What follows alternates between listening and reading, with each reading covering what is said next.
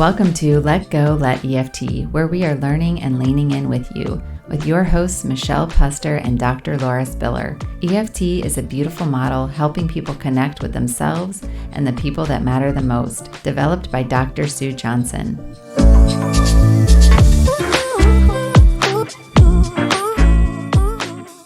Hello. Hi. Excited to talk about affairs again.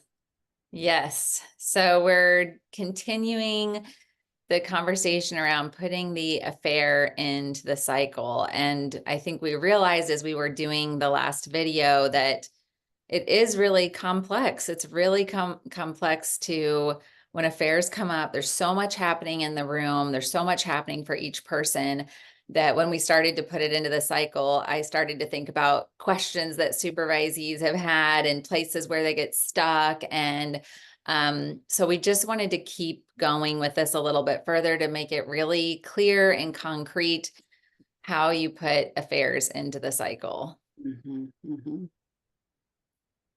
Yeah, and we were realizing that we do this over and over and over again, over and over again.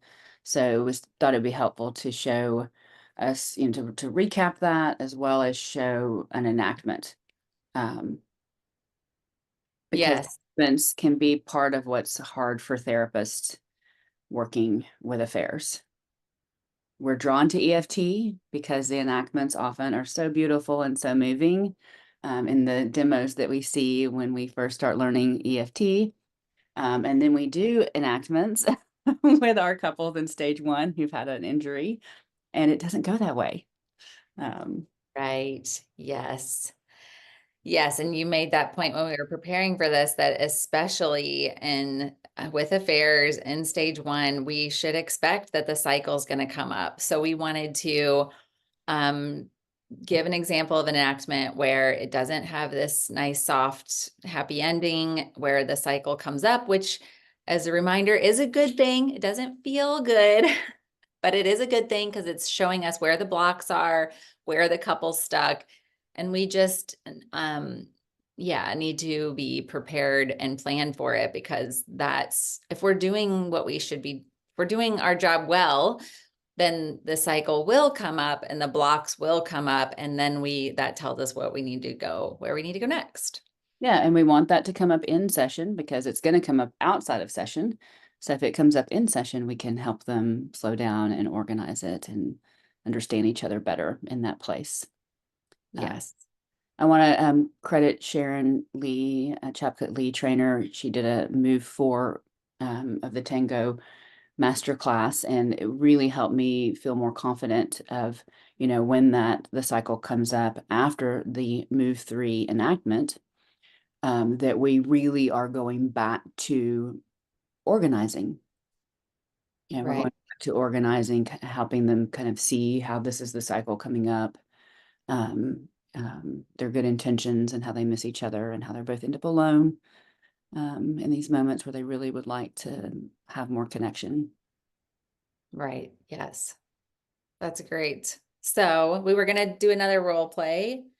Do you want to be the therapist and I'll be Yeah, it makes sense to pick up where we left off, where we're we're gonna do a pretty brief move 1 organizing. We're gonna bring you in as if we kind of we're wrapping up, we're following up with what we did at the end of the last video. So yeah, so if you want to be that withdrawer who was the injuring partner who's feeling pretty hopeless, yeah, when you want to, well, let's just jump in. Does that sound okay, Michelle? Sounds great. Yeah, okay. So Michelle, you were telling me how hard it is that there's this part of you that really wants to be there for her, is trying to answer her questions, give her something that would be helpful, but then it doesn't seem to help. Yes, I try to answer her questions, but it just spirals out and it goes from 0 to 100. And then I think, what's the point? Like, I can't say anything right. There's nothing I can say that's going to show her that she just doesn't believe me. She doesn't trust me. So it doesn't seem to matter what I say. Oh, wow, that must be hard, to be trying, to be really trying and to not have it sink in or be received. It sort of bounces off of a shield on her part, it sounds like. And so then when you have that like hope, and then I don't know what's the right word, is it disappointment or is it that reach and then it doesn't go forward, it doesn't work. Um, Help me know kind of what's happening right there. What would you call that? Where it takes you? Yeah. Well, it's very frustrating. And I just kind of feel like it's pointless, like I really, I know I hurt her. I know that, this hurt her. So I try to answer the questions. I know she doesn't trust me, but then it just seems like she flips out and gets more angry. So Mm, it just mm, really starts to feel like I don't want to make it worse, you know? yeah. Okay. Yeah. Pointless. You said pointless. I don't want to make it worse. Frustrating. It's frustrating and it feels pointless. And you're turning to her to try to give her something that would be helpful. So there is this desire to, be there, and then it doesn't go well, and then you feel this pointless frustration, and you're not sure that it's going to be helpful. Um, so what would I see? What would I see you do in that moment when you're having all those feelings? What? I mean, you might see at first I'm trying to answer the questions, but you might then see me get frustrated and then be like, fine, never mind, say something like that and then just get quiet. Okay. I Never realize that mind. I'm making it worse. Right. Okay. So that feeling that you have of kind of, this is not working the way that you wanted, and it's getting frustrated. So though comes up on the outside with some frustration and then going quiet Yes. and going quiet. Yeah. So when you've got this quiet, the quiet, I'm kind of guessing if you're frustrated and quiet that maybe there's some tension showing up on the outside. Um, Probably. mhm, yeah. So there's like this tense quiet. Would shut down be the right word? Yeah, Um, I do shut down because it's pointless. It just doesn't go anywhere. It just gets worse. It just mm, like will, be a huge storm, a huge blow up fight. So yeah. I just shut down to keep it, to maybe to not make it worse. No, and I get bet that that's something that, yeah, you don't want it to be worse. You don't want it to be worse. Yeah. You're trying to help, but it's not helping, and you don't want it to be worse. So you feel that frustration.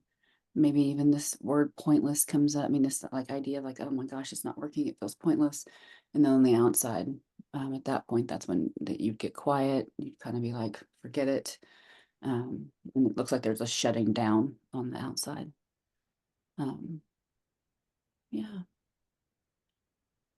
So I'm wondering, do you think that your partner understands that when you're shutting down, that it's coming from this place of fearing that it's going to get worse, that you really don't know how to soothe or make it better, wanting to make it better, but not knowing how? Um, I don't think so. And I don't think she probably believes me because she says that I don't care. And she says that, she just shouts at me. So I don't think, mm, no, I mm, don't think she knows. And I'm not sure that she would believe me anyways. yeah, yeah. So I imagine it'd be kind of scary to turn to her and say that, right? I'm shutting down because it's so disappointing that I don't know how to make you feel better about this. And my attempts to make you feel better don't seem to work. And it just throws me into this frustrated shutdown because I want that to be better so much. Yeah. And it's supposed to be scary to say that. And she might not be able to take it in, but it's so important for you to take that risk to be able to say this is to help her know what's happening on the inside for you. Um, do you think that you could do that? I just want to, let's make it clear. When you see me shut down on the inside, I want so much to make it better. And I just get so, you know, this turmoil inside that makes me, I don't know how to make it better. And so I shut down so I don't make it worse. Okay. Sarah, on the outside, I probably seem frustrated or shut down because on the inside, I'm like really worried that I'm just going to make it worse and that I don't know really what to do. Mm, okay, good job. Wow, that's amazing. And Sarah, hold on 1 second. Sarah, I'm going to come back for you in just a minute, but I just want to just check in with Michelle about how that was. Was that I know you were kind of afraid to tell her. Yeah, and she seems really mad. So Yeah, so you're so brave. This is one more way you fight for your relationship, to do this new thing, getting out of your comfort zone, right? Getting out of your comfort zone and taking this risk. And I just think it's amazing, and it really shows how much you care. And Sarah, I know it's hard for you to hear this. I mean, right, we're saying this is outside the comfort zone. This is new. This is different. Wow. Talk to me, Sarah. Tell me for right now, right? What's coming up for you? Have you heard this before? I mean, yeah, I mean, this is ridiculous because she just shuts down at home. She doesn't say anything. She, walks away in a huff. Yeah, right. The shutdown, that's the thing that can make you feel, ooh, like, where is she? Does she even care? And it seems like she's just frustrated with me. She's just mad at me for bringing it up again. She just wants me to get over it and sweep it under the rug. Mm, So, I mean, I guess if that's true, it would be nice if that's true that she wants it to get better. And mhm. but if she really wanted it to be better, then why? I don't know why she had this affair to Yeah, begin. yeah, right. I mean, I'm almost hearing there's two parts here. There's one part that is just so protective. It's just, I can't let it in. I can't believe it. And then there's this other part that is saying, "Oh, I do want that to be true so much. I really, I wish that were true. I wish it so much to be true that I'm really scared that if I believe it and it's not true, that's devastating, right? So both pieces are there. Both parts are there. Um, yeah, that makes so much sense. It's been hard to know what to believe.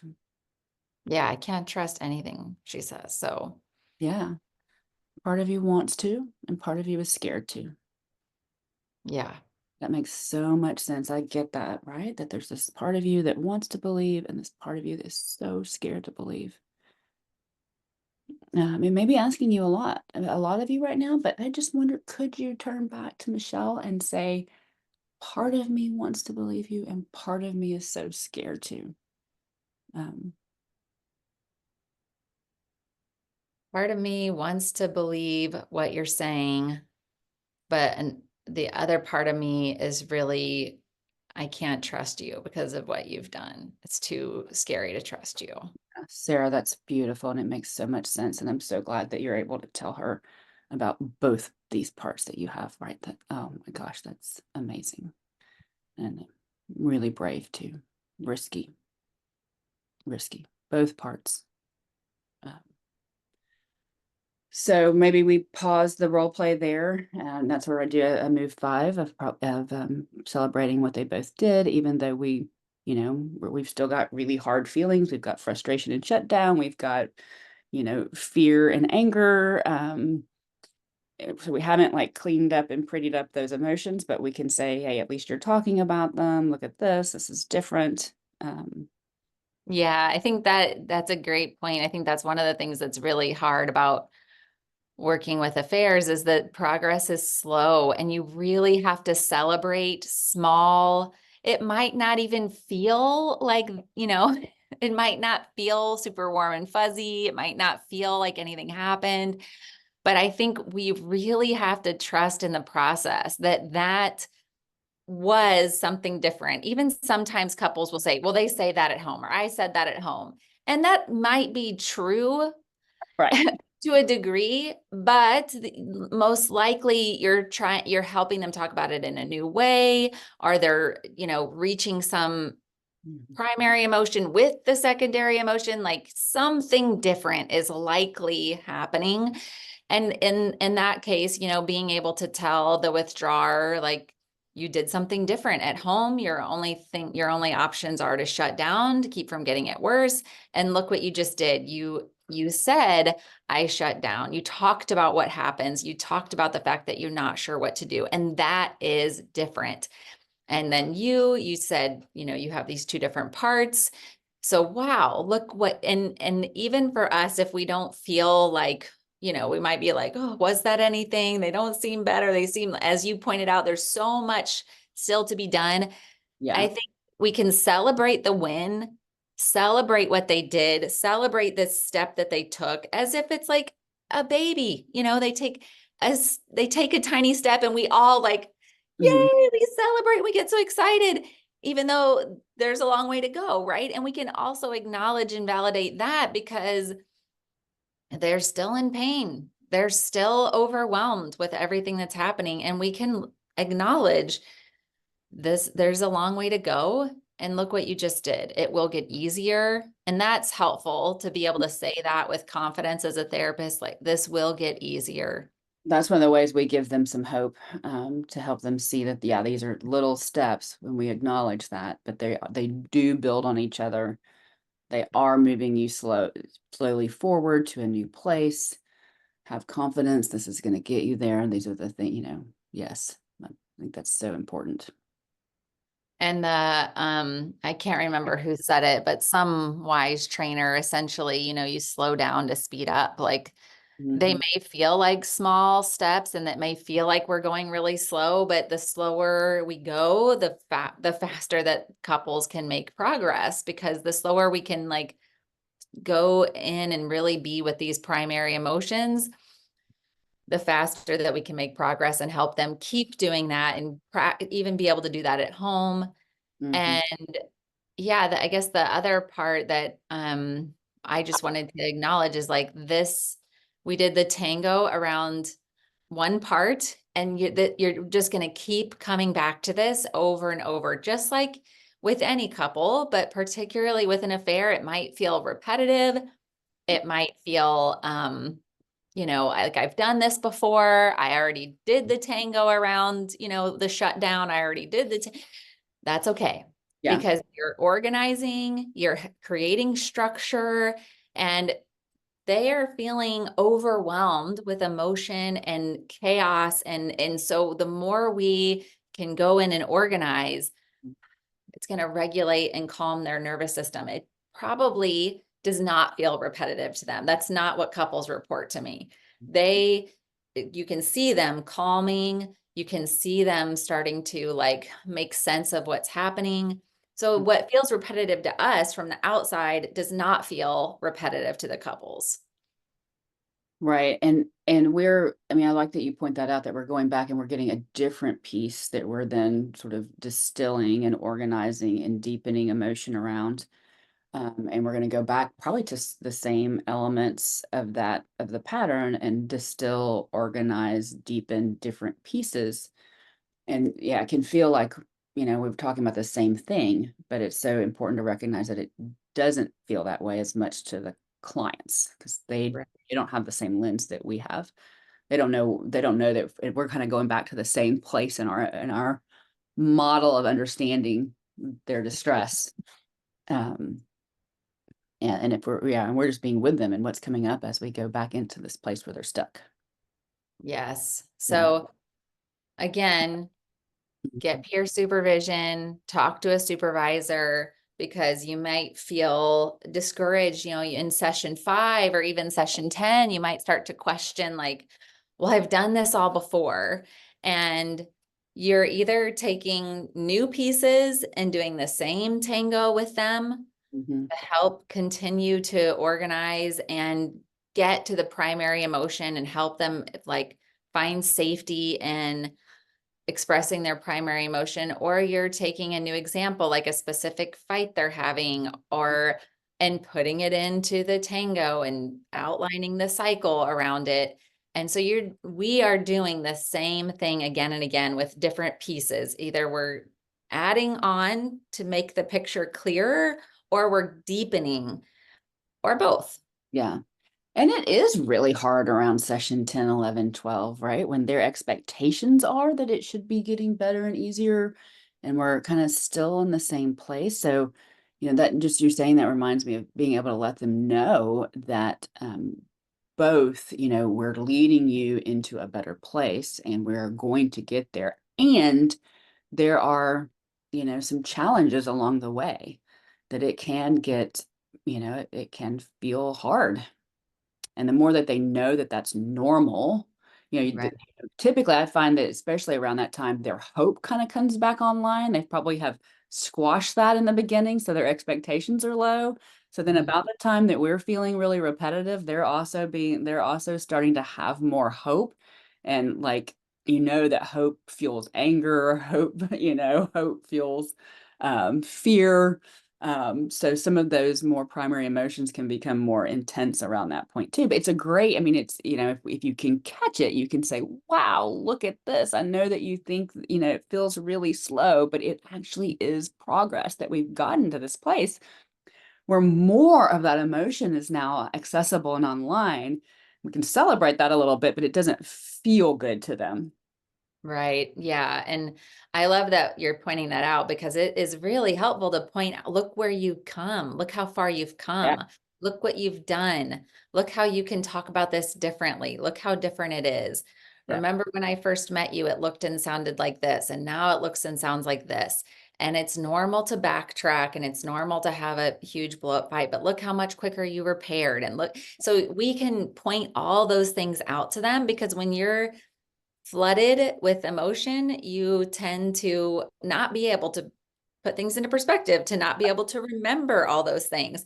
So it's really our job to continuously point out to them how far they've come, the progress that they've made, that as you're saying, it's very normal to be where they're at in this process. And it is different for different couples. So depending on a lot of different factors, they might make more progress quicker and others it might take more time. And that's just dependent on Yeah. all the different factors. And it's not a reflection of us or how good of a job we're doing. And Mhm.